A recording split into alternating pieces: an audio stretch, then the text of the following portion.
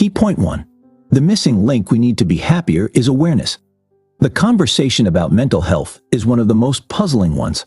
Although one could say that emotional wellness is a hot topic today, the stigma still lingers. As a result, many people feel uncertain and confused about how to handle their well-being. Mental health challenges can affect anyone, regardless of background or status. Julie Smith, a renowned physiologist, noticed this firsthand while speaking with her clients.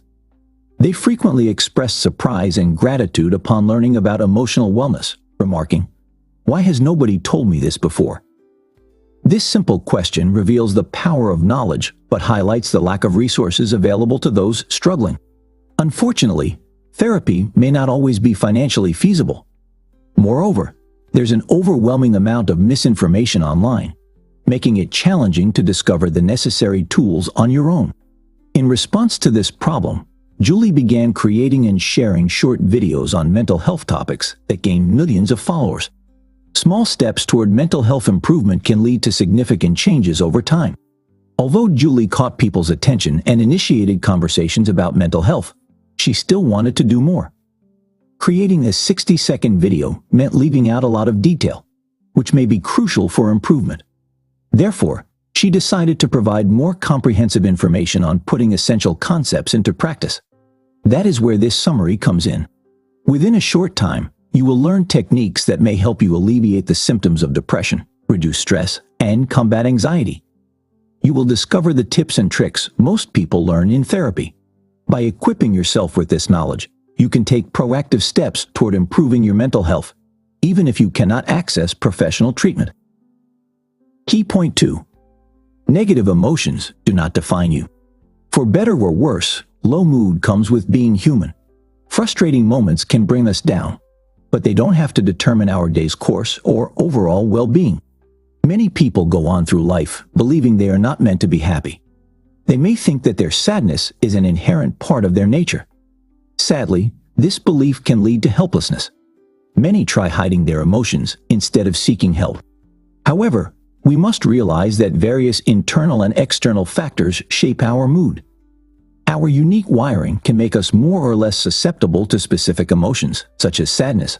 But luckily, while you may be more prone to melancholy, your brain chemistry does not have to have the final say. Besides your predisposition towards certain emotional states, the factors contributing to your mood include physical wellness, relationships with others, past experiences and traumas, quality of life. The mere presence of negative thoughts doesn't mean that they are the root cause of your problems. Our thoughts, physical sensations, emotions, and actions form a complex system that influences how we experience the world. They do not exist independently, but rather as a unified whole. While making positive changes in one area can lead to progress in others, it's impossible to eliminate low mood forever.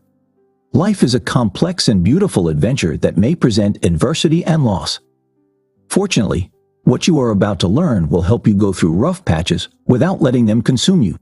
Still, learning how to make life more enjoyable is just the beginning of your mental health journey. Mastering the tools that boost your mental health takes time, patience, and practice. It's also important to note that setbacks may pay a visit, as restructuring your mind does not happen overnight. Similarly, understanding how to use a hammer doesn't mean you won't accidentally hit your fingers the first few times.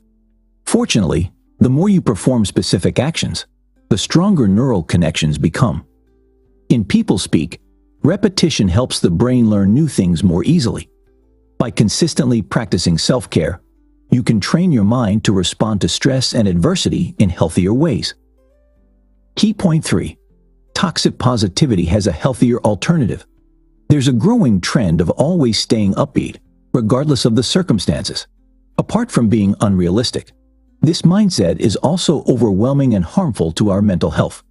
The toxic positivity associated with this approach overlooks our challenges and adversities, resulting in self-criticism and feelings of inadequacy. If we try not to have certain thoughts, then we are, by default, already thinking them. Dr. Julie Smith. Julie Smith emphasizes that we cannot command our thoughts. However, we have complete control over how we act on them. Rather than constantly striving for positivity, we can practice creating space between ourselves and our thoughts. To explain this, Smith offers a helpful analogy from the movie The Mask, starring Jim Carrey. Jim Carrey portrays Stanley, a man who stumbles upon a wooden mask created by the northern god Loki. When he puts the artifact on, it envelopes his head and takes control of his personality. It dictates everything the man does. His identity dissolves and becomes indistinguishable from the magical item. However, Stanley does break free from the mask's grip when he removes it. Holding the item in his hands provides the distance that allows him to become himself again. Doing the same with our thoughts puts us in the driver's seat of our lives. Your thoughts are the guesses your brain makes about the world. Here's what you can do to get a bird's eye view of your thoughts. Grab some paper and a pen, or use a note-taking app. Start writing your feelings down. However, while doing so, use the appropriate language such as, "I am having thoughts that," or "I am noticing that I feel." This way, you will see your feelings and thoughts as an experience passing through you rather than the absolute truth. Share what's on your mind with someone close to you. The person you confide in will act as a mirror, reflecting your thoughts to you and allowing you to see your biases from an outside perspective. Your thoughts only hold power over you if you believe them. Key point 4. Your attention belongs where it matters most. Once you have built a mental wall between you and what overwhelms you, here's the next step. Imagine a stage and a spotlight, with you in control as the lighting technician. You're enjoying the stunning performance, laughing and crying along with the intricate plot. However, stage crashers appear and try hard to disrupt the play. As a lighting technician and not a security guard, you cannot abandon your post to force them away. Instead, you must help maintain the overall flow. Similarly, in life, the spotlight represents your attention. While you can't always control the experiences life casts your way, you can decide where to focus your attention. While the stage crashers are still there, they're less visible if you shed light on legitimate performers. Practicing gratitude daily is the easiest way to enhance your focus and mental resilience. Just like building physical muscles, cultivating gratitude requires consistent effort. Here's a simple step-by-step process to help you get started. Find a notebook or journal. It will be your space to record your daily reflections. Each day, write down 3 things you feel grateful for. They can be as simple as the taste of your morning coffee or as significant as the support of your family. Spend a few minutes reflecting on the 3 things you've written. Allow the emotions and sensations to flow freely. The core principle of practicing gratitude lies in intentionally shifting your attention. Still, there are times when life's challenges may seem so overwhelming that we can't carry on with our daily routines. Here are some strategies to help you weather the storm and regain your footing. Use a physical cue. Extend your hand and firmly declare, "Stop." Combining this gesture with your verbal command can help disrupt the negative thought spiral. Get moving. Engage in physical movements, such as going for a walk or simply standing up. Physical activity will help you unwind. Think about what you would do if you felt fully functional. Creating a mental image of your desired outcome can steer your thoughts in a more constructive direction. Engage in an activity that absorbs your attention but doesn't drain your energy. Activities like painting, solving puzzles, gardening, or cooking are excellent options. Key point 5. Try to alter your reality instead of avoiding it. How do you cope with feelings of sadness or despair? Do your go-to methods offer instant comfort from pain?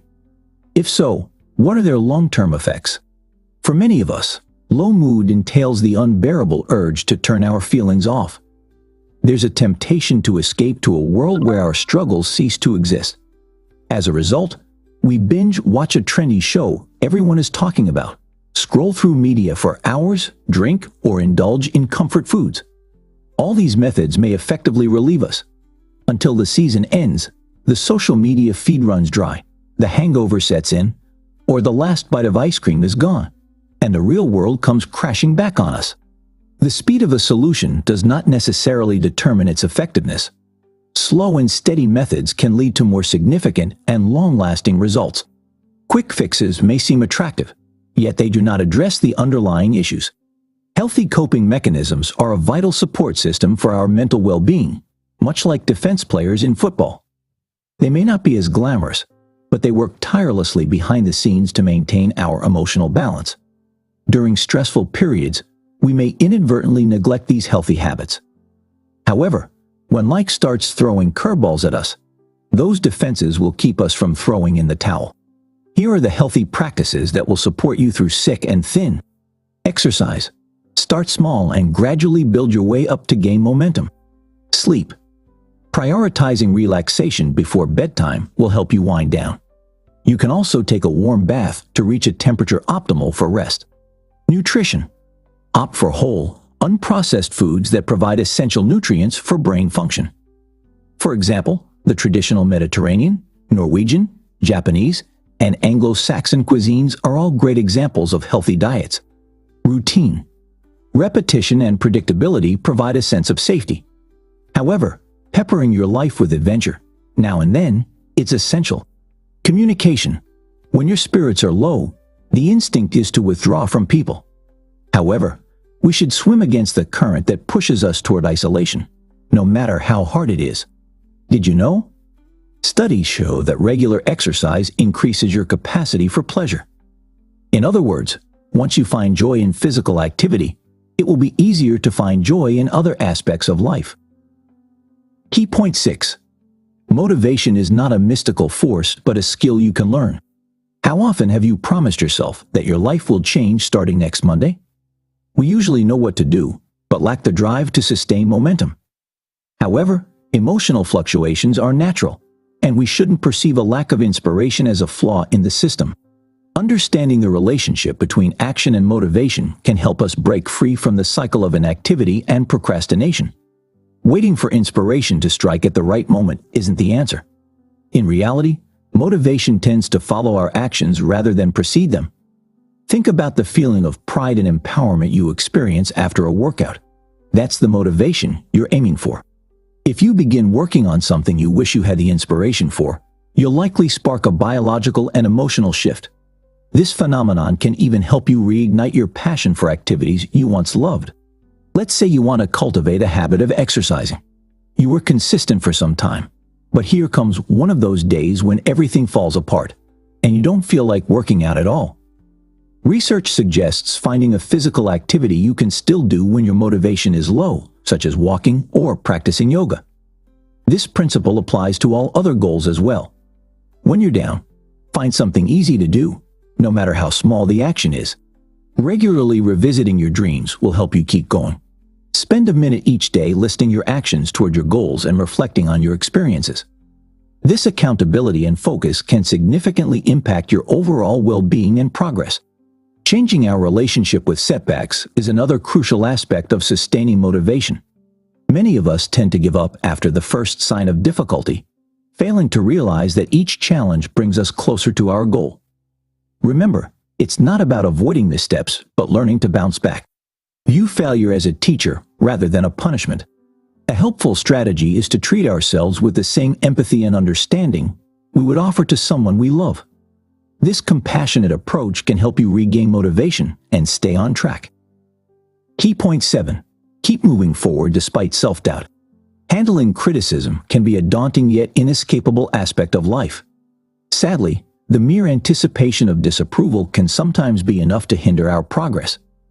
Even when the feedback is constructive, it can sometimes wreak havoc on our self-esteem. Therefore, it is vital to cultivate a strong sense of self. The goal isn't to stop caring about other people's opinions entirely. After all, we are social beings, and the desire for approval is a fundamental human characteristic. Think of confidence as a house. You've put a lot of effort into building it, but when you move to a new country, you've got to construct a new one. Likewise, you must build confidence again when you explore a new sphere. The only way confidence can grow is when we are willing to be without it. Dr. Julie Smith. You discover your true capabilities and resilience when you step out of your comfort zone and explore new territory. As you overcome obstacles and achieve new milestones, your belief in yourself will grow, strengthening your confidence. Courage comes first, and confidence emerges as a consequence. When facing criticism, it's essential to have a strategy to manage its impact and maintain your well-being. Here's a first aid kit to help you recover from someone else's harsh words. Reality check the judgments that shook you, whether they come from someone else or your inner voice. Judgments are opinions, not facts. Reduce negative self-talk. You can't get up from the ground if your inner critic keeps beating you down. Connect with someone you can confide in and pour your heart out. Remember that silence feeds shame. Determine whose opinions matter to you. The list doesn't have to be long. However, please note that while you may have people whose opinions are important, it doesn't mean that you need to please them. It means you are receptive to feedback from those who love and support you, valuing their input while making your own decisions. Remember why you do what you do. You're here to be happy, live a life of meaning, and have fun. Think of the person you want to become. What would they do if they were in your shoes? Conclusion. In the era of picture-perfect lives, we often forget that it's okay not to be okay. A content life doesn't mean wearing a constant smile. Just as a garden requires both sun and rain to flourish, we need a mix of emotions to thrive. Embracing the full spectrum of feelings also involves seeking help if you need it. Turning to friends, family, or professionals for support can be incredibly valuable in helping us navigate life's complexities. However, people often hesitate to seek therapy as they often feel undeserving of it. They believe others have it worse, so they delay getting help until they reach a breaking point. However, waiting until your deathbed before seeking help is not a good strategy for maintaining your physical and mental health. The reality is there will always be someone worse off. But by taking advantage of professional help, your mental health may significantly improve, and life could transform beyond your expectations. When professional help isn't feasible, human support and connection become more crucial than ever. Sharing your thoughts and feelings with someone you trust can be therapeutic. Being open and honest about your feelings can also help reduce mental health stigma. Try this. Take a piece of paper and draw 2 lines, dividing it into 4 sections. Label the sections: thoughts, emotions, physical sensations, and behavior. Whenever you're overwhelmed, fill in this chart with the details about your current state. Next, create another similar graph. Fill it with information on how you feel when you're at your best. What made you feel this way the last time? Pay attention to the physical and other sensations you feel when you're happy. Is there anything you can do right now to evoke these feelings?